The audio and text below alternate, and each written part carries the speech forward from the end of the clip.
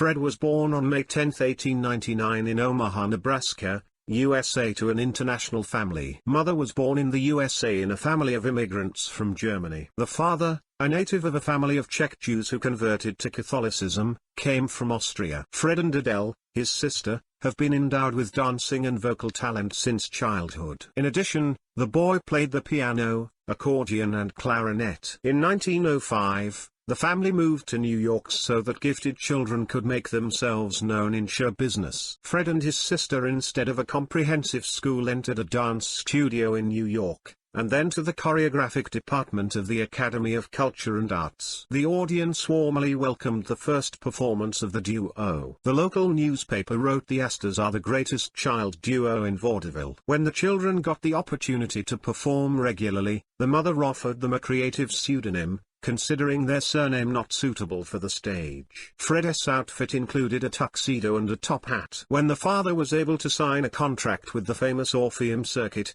the children performed all over the country on tour. At some point, they had to take a break from performances. The difference in height became noticeable, and the short brother looked ridiculous next to the tall sister. A couple of years later, the duo resumed performances, including tap dancing, waltz and tango. At the age of 14, the teenager was already responsible for the musical accompaniment of performances. After a successful debut on Broadway in 1917 with the patriotic number Excessive, which they performed in front of American soldiers, they were invited to the musical The Passing Show of 1918. Tours in London theatres brought fame in Europe. The hits were musicals Funny Face, It's Good to Be a Lady and Theatre Van. When Adele married in 1932, Fred began his solo career, performing with a new partner in box office performances. Thanks to the phenomenal flair of Hollywood producer David Selznick, the world learned about ASTAIRE's talent. It was Selznick who,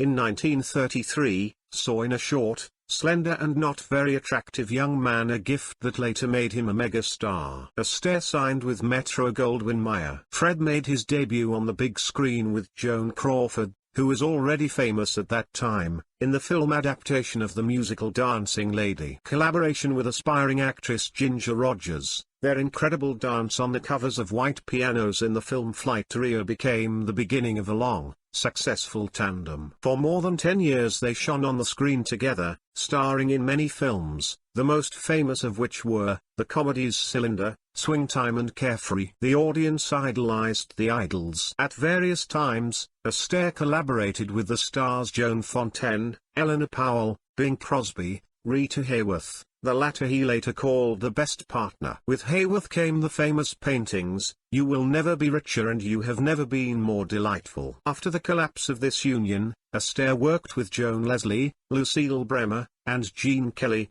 but could not repeat the success of previous years. Although his films Yolanda and the Thief, Blue Skies and Ziegfeld Follies were box office successes and hits, Astaire ended his film career by setting up his own dance studio with affiliates across America. Bored without the attention of the public, the actor returned to the big screen, talentedly playing in the films Easter Parade, Three Little Words and Let Us Dance, Royal Wedding. The death of his beloved wife, Phyllis, coincided with the commercial failure of several films, and Astaire again retired from cinema for 2 years, devoting himself to creating the 4-volume Astaire Stories album with the Oscar Peterson Quintet, which became a musical review of Fred's career. In 1999, the Genius Actress album Astaire's Stories was inducted into the Grammy Hall of Fame and won a special Grammy Award for a music album recorded more than 25 years ago that has qualitative or historical significance. In the future, Astaire continued acting in films, playing roles in Francis Ford Coppola's cult film Phineas Rainbow and Owen Allen's disaster film The Heaving Inferno. He also won an Emmy 9 times for music and dance programs. After the death of his wife in 1954, Astaire was alone for a long time, although women always liked him. The artist alone raised 2 children. And only in 1980, being at an advanced age, he married a second time to professional equestrian Robin Smith. The great Astor spent the rest of his life with his family, with his children and grandchildren. On June 22, 1987,